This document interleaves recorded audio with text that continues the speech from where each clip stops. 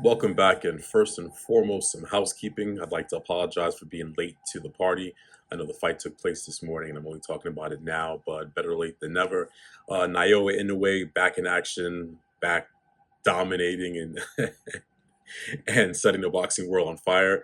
If you have not seen Inoue fight, you're doing yourself a great injustice. He is pound for pound top two fighters in the world, pound for pound top two most entertaining fighters in the world. He is every bit worth the price of admission and the price of getting up early in the morning to watch him fight, as he is fighting out of Japan. So typically his fights come on about 5 or 6 o'clock in the morning, but it's worth it.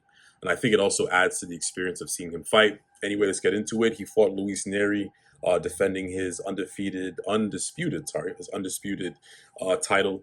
And after a really shaky, rough first round where he actually got knocked down, it was a really clean knockdown from Luis Nery, but it was more so a product of Inoue going for what seemed like a home run shot the first round. He looked like he was trying to get him out there early. He whipped on the punch, and Nery ended up landing a left cross that knocked him down.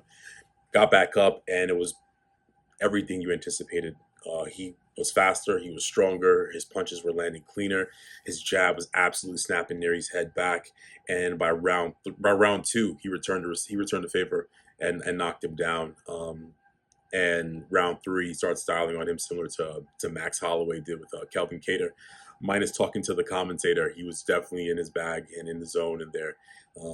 Again, I can't say enough about Inoue. He is, alongside Terrence Crawford, pound for pound, just the best. No disrespect to Canelo, who we saw in action this weekend. Canelo is the face of boxing, the most popular person, the biggest draw. But Inoue is, he's just incredible. He is making the lighter weight classes something to look forward for, lighter weight class fights, something to look forward to. And I think his star is just really starting to grow. I think one of the fun elements of his fights is the early morning wake up. I know a lot of contemporary fans would have noticed, but boxing didn't always take place on a Saturday night pay per view.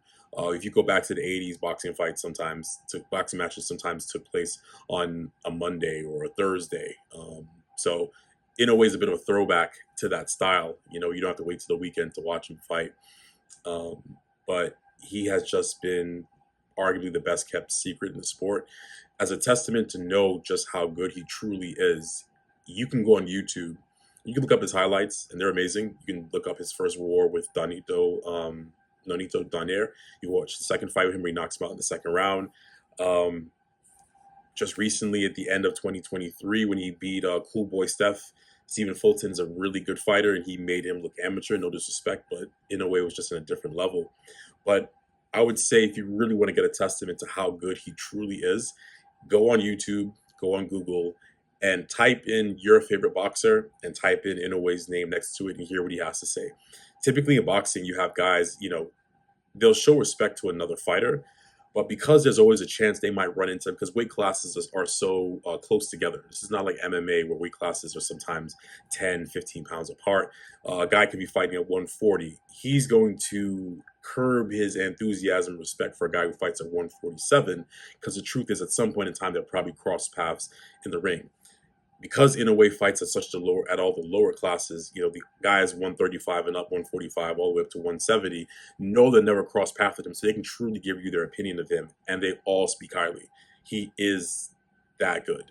He is unanimously among boxing fans who know of him, pound for pound top two fighters. He is unanimously among boxing purists and journalists, top two fighter, and among boxers themselves, he's a top two fighter. So do yourself some service, do yourself some justice, put aside some time, and just look up Inoue's highlights and check out the interviews talking about him. He is worth the price of admission.